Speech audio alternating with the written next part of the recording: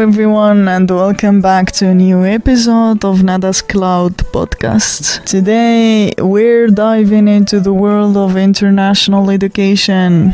Yes, specifically focusing on Finland. Finland is constantly ranked as one of the happiest countries in the world. And it's also home of a top-notch education system that attracts students from all over the globe. Let's get started.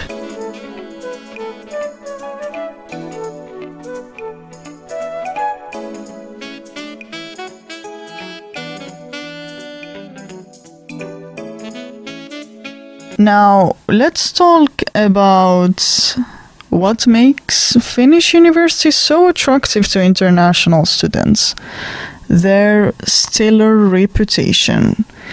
Constantly ranked high in global university rankings, Finnish institutions are recognized for their academic excellence and cutting-edge research. For instance, the University of Helsinki boasts a number 64 spot in the QS World University Rankings 2024.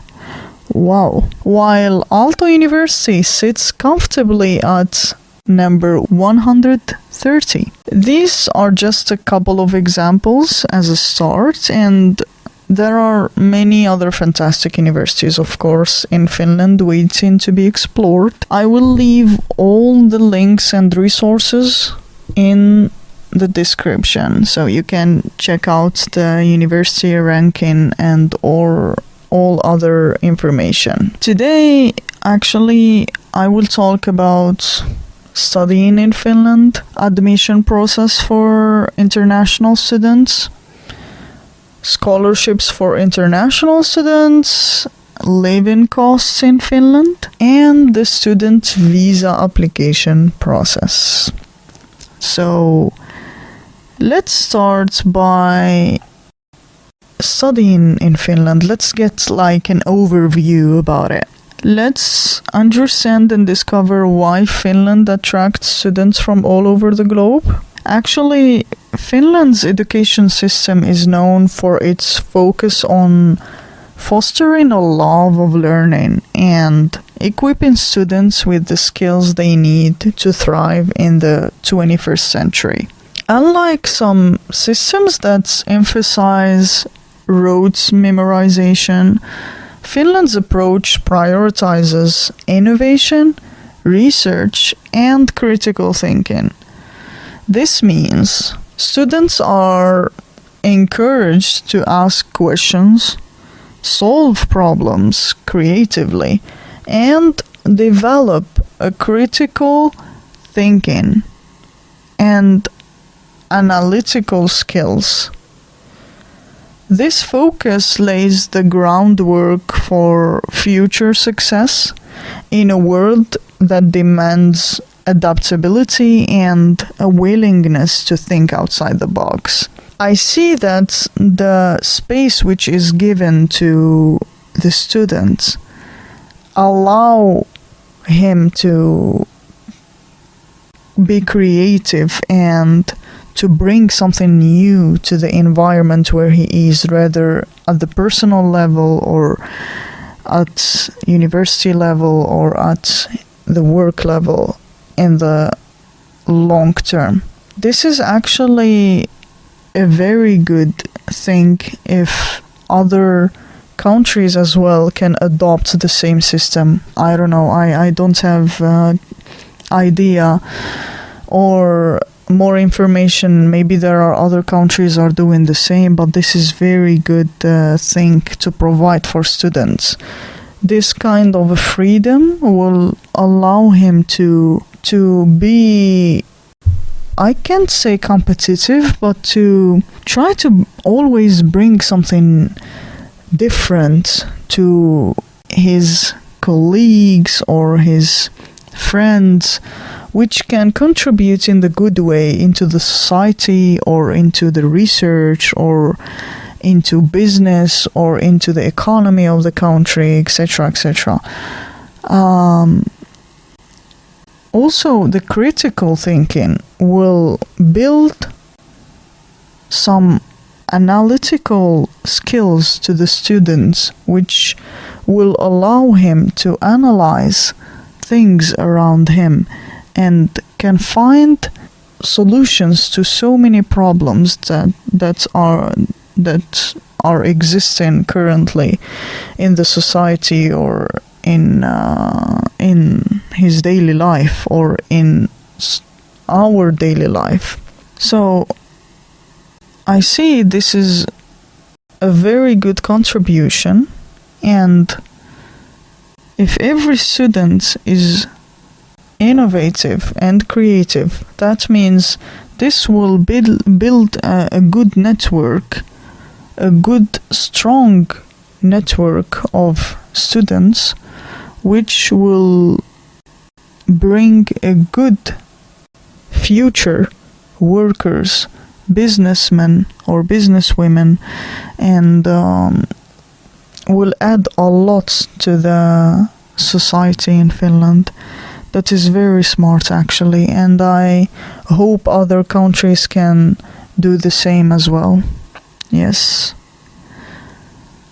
Now I will go through the admission process for international students so people can understand, can have a general idea, and of course they can go into details through the links which I will leave in the description. The first step which you have to go through is to choose carefully your field of study. You need to identify what do you want to study, because studies will take from you 3 years, 4, 5, or even more. So it's better to study something you like and it's useful and beneficial for you, so you can work hard on it and continue making efforts to succeed in it. When it comes to academics, Finland offers a vast smorgasbord of fields for international students to choose from. If you have a long-term plan, like I will study this field because I want to deepen my research in certain area or in a certain topic, that will be really good.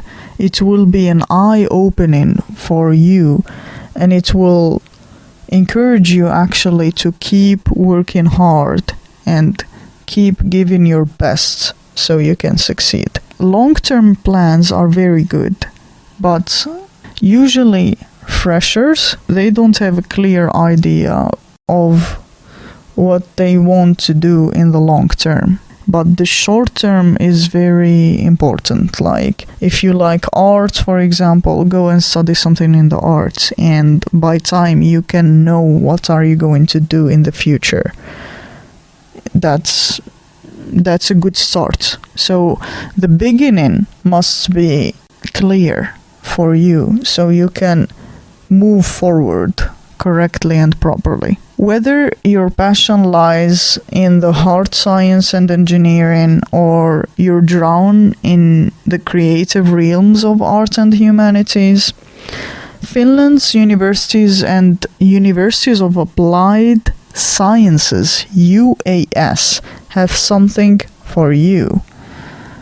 If you're a tech whiz, you can delve into fields like information and communication technologies, ICT, or delve into the world of sustainable engineering.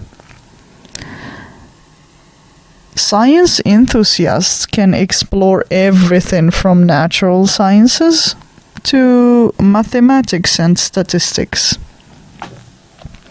But Finland isn't all about technical fields, don't worry. The social sciences beckon with programs in education, social work, and even journalism.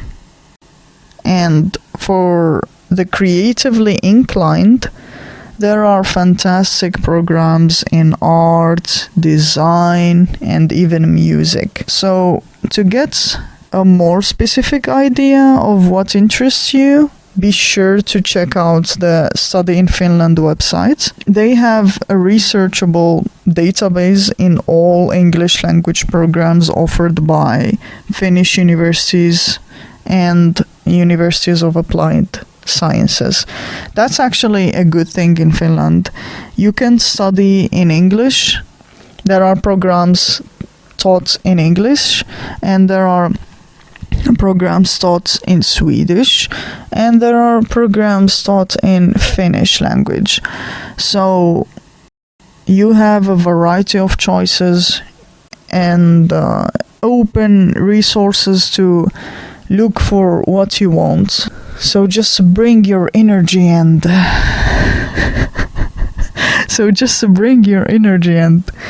join the Finnish universities. But before that, you need to go through some steps. We mentioned the first one, which is choosing a field of study. The second is eligibility requirements. You must check it because each program might have specific requirements.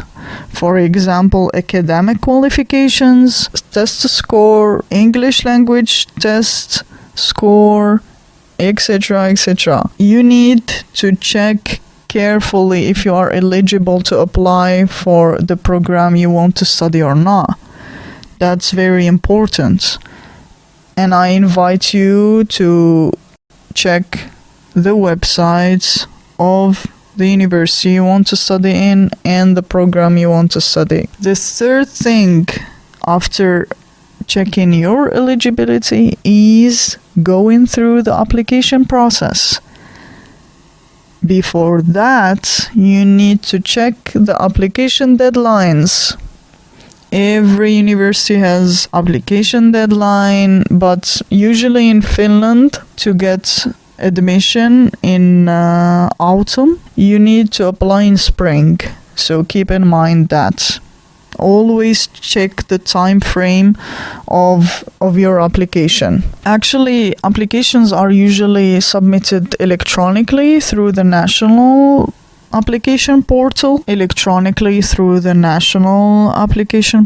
So make sure to read carefully when is the application deadline so you can apply and prepare your documents to submit before the deadline. I will give you some good news, which is scholarships for international students. Yes. Actually, the Finnish government and universities understand the financial burden international students might face. To help bridge that gap, there are a number of scholarship opportunities available. These scholarships can provide financial aid to cover tuition fees or even living expenses. Yes, so you can find 3 types of scholarships actually. A nationality-based scholarships. Some scholarships are specifically awarded to students from certain countries. These scholarships are often funded by the Finnish government in collaboration with partner countries. So be sure to check the Finnish National Board of Education website and the websites of your home country's embassy in Finland for such opportunities. Second type is merit-based scholarships. Academic excellence is highly valued in Finland. Many universities offer scholarships to students with outstanding academic records, which is fair. These scholarships can be partial or full tuition waivers, making a significant dent in your education costs,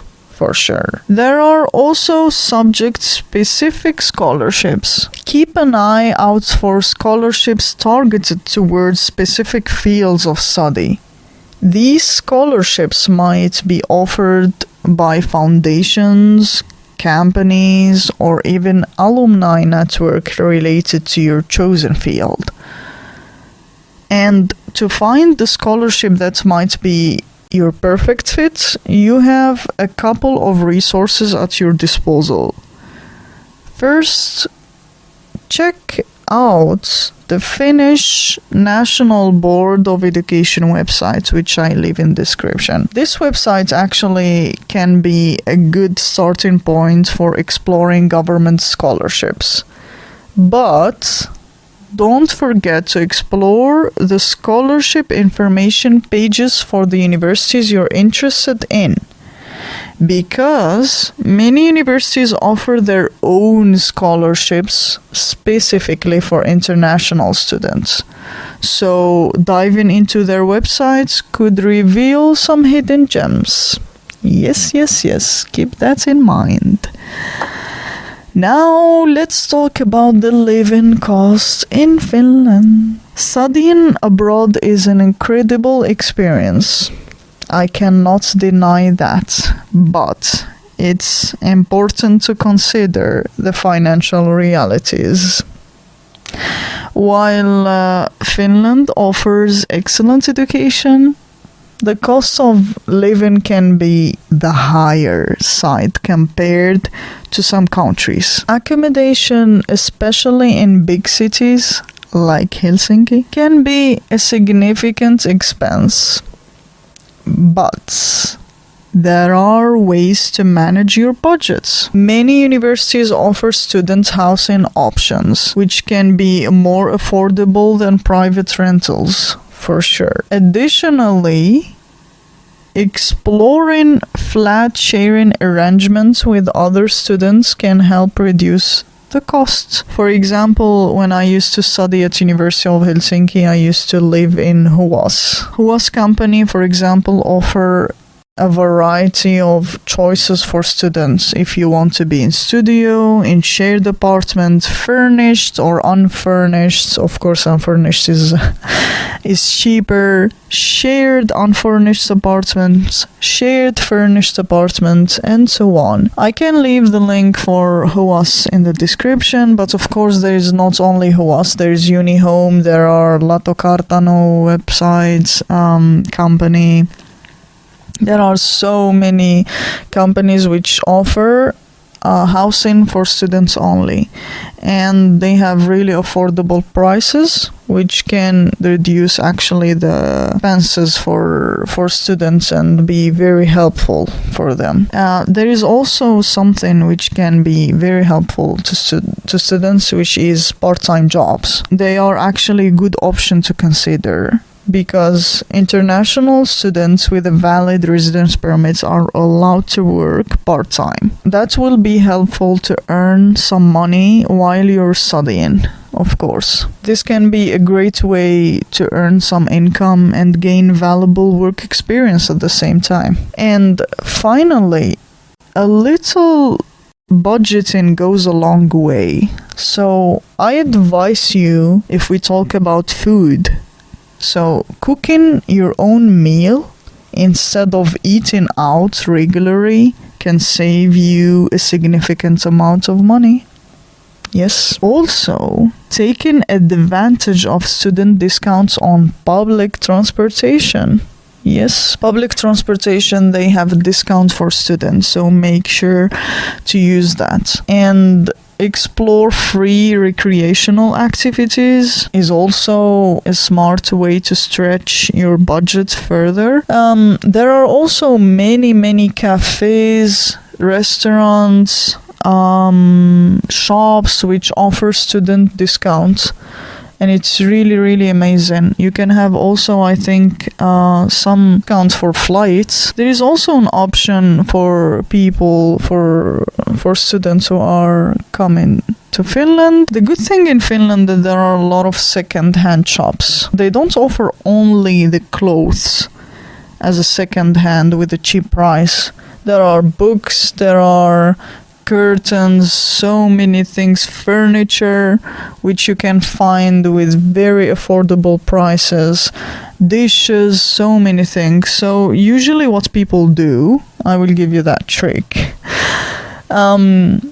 They rent an unfurnished shared apartments, which will be cheap, and they buy furniture as a second-hand from second-hand shops. And you have also a discount as a student, so that will be really good. So you can manage your money that way.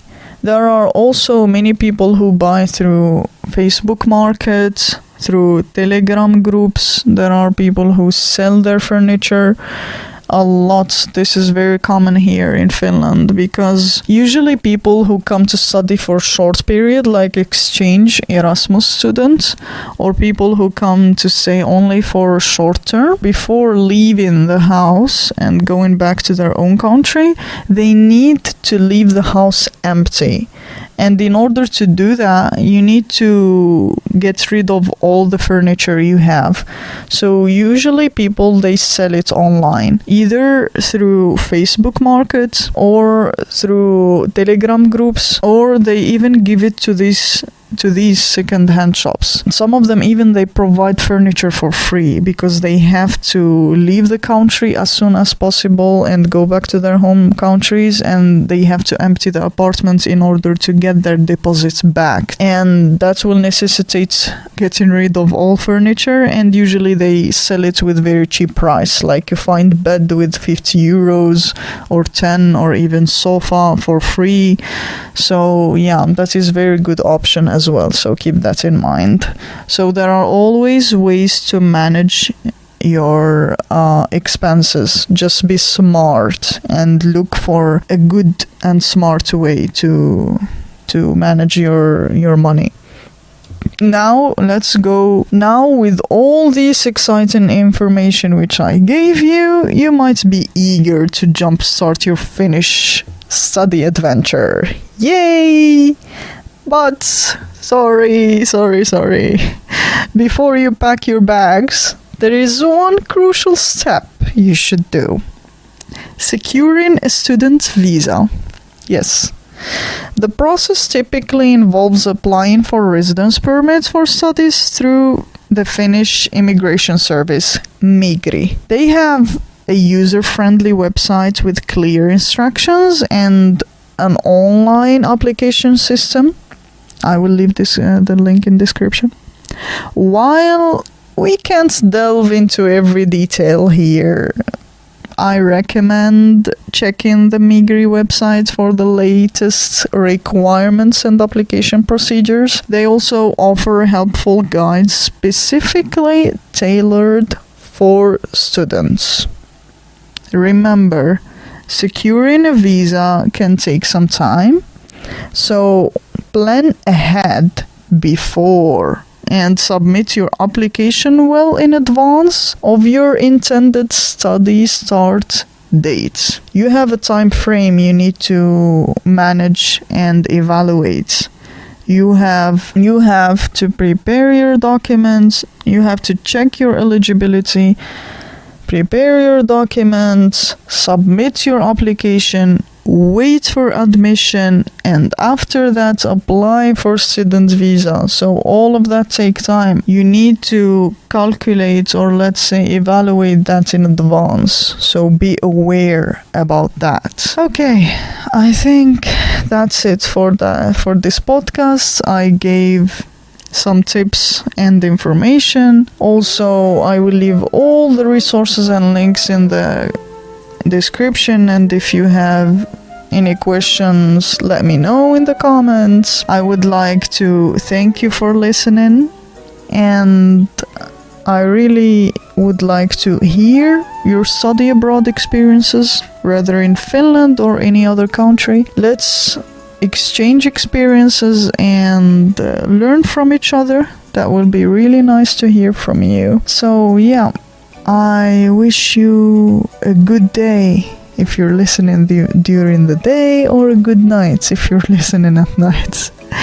That's it. Ciao, and see you in the next episode.